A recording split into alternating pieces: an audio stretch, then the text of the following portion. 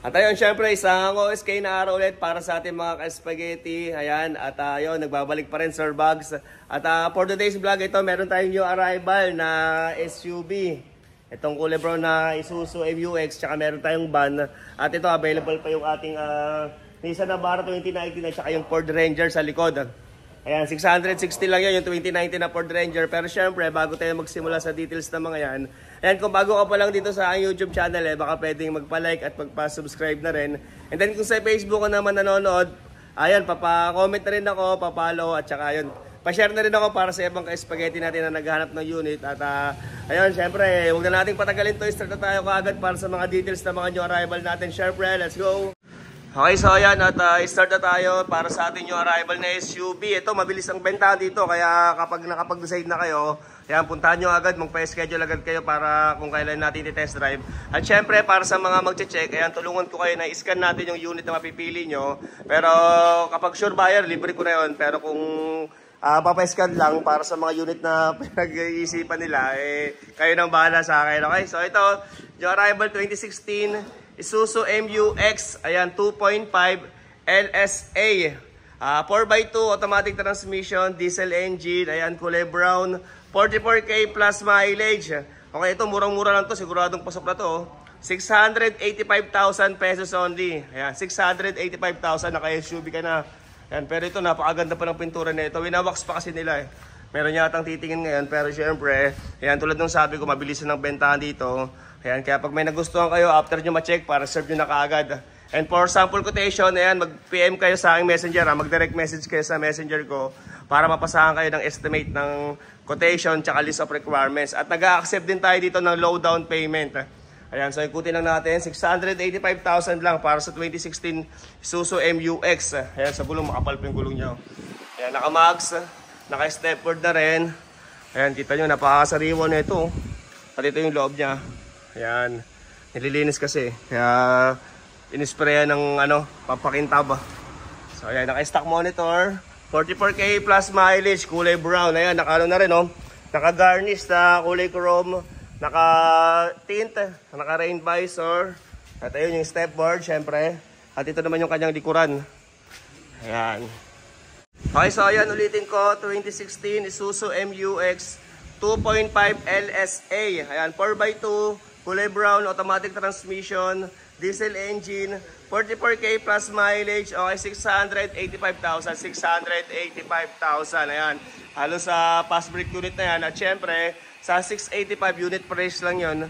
Hindi pa kasama yung transfer of ownership tsaka kung rehistro kung pasuna. Okay, so next tayo sa iba. Okay, at eto, available pa siya ngayon, Ayan, 2019, Nissan Navara 2.5 EL.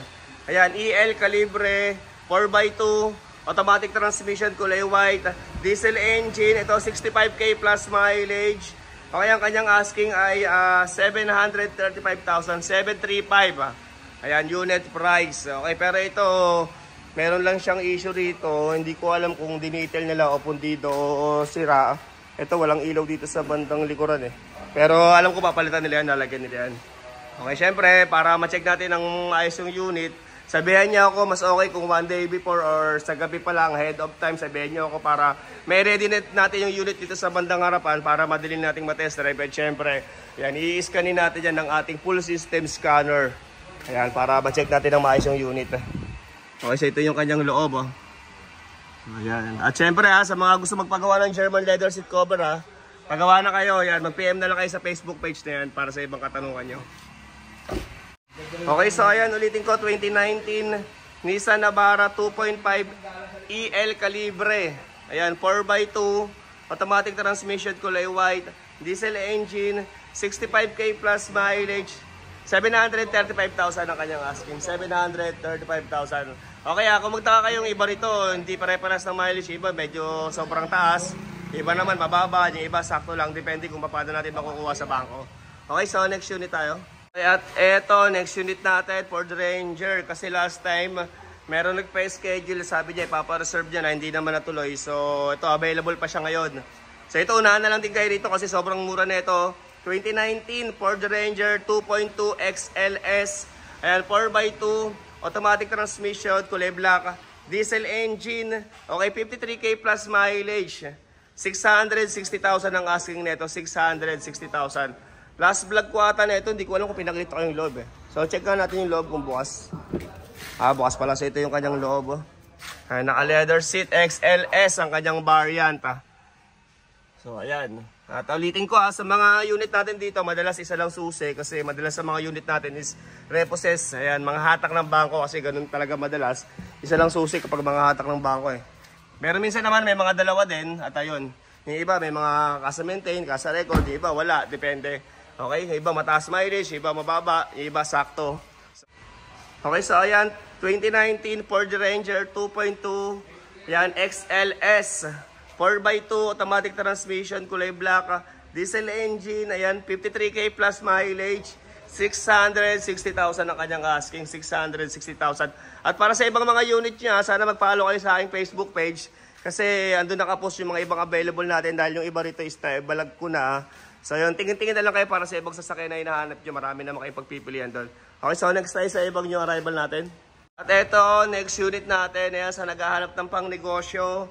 Ito, meron tayo ngayon, 2022. Ayan, Mitsubishi L300 2.5 Exceed. Ayan, dual aircon, manual transmission, kulay white, diesel engine, okay, 51K plus mileage, 570,000 ang kanyang asking, 570,000. Ito, mura na to. Nung mga nakarang vlog ko, kung may mga nakakapanood sa akin dun sa mga ibang showroom na nagpapablog sa akin, nasa 700 pa yung presyo na ito eh. Pero dito, halos pang benta na to, halos pang buy and sell na yung presyo. 570,000 lang siya. Ayan, para sa 2022 model, Mitsubishi L300. Ayan, 51K plus mileage, dual aircon, 2.5 Exceed. Ayan, so check lang natin siyempre yung loob kung ito'y bukas. So ito yung kanyang loob Ayan. At nag-accept din tayo dito ng low down payment sa gusto sa mayan, mababa DP sa financing. Pero siyempre for subject of approval at medyo magiging mataas yung inyo, magiging monthly kapag mababa ang DP. Okay, so bukas din pa dito. Tignan natin. Sarado. Yan, next na lang. At marami pa tayong mga ibang available dyan, Okay, so ulitin ko to. Okay, so ayan, 2022 model, Mitsubishi L300, 2.5 Exceed. Yan, dual aircon, manual transmission, kulay white, diesel engine, 51K plus mileage, 570,000 ang kanyang asking, 570,000. Okay, sana bago mag-inquire, subscribe muna kayo sa aking YouTube channel at sana matulungan niya akong mabot tayo ng 300K subscriber. Yan, konti na lang, magti 300,000 na tayo. Okay, so next unit tayo. Okay, at ito ang ating new arrival na Photon van. Ayan, para sa naghahanap ng murang van, pang pamilya, pang negosyo.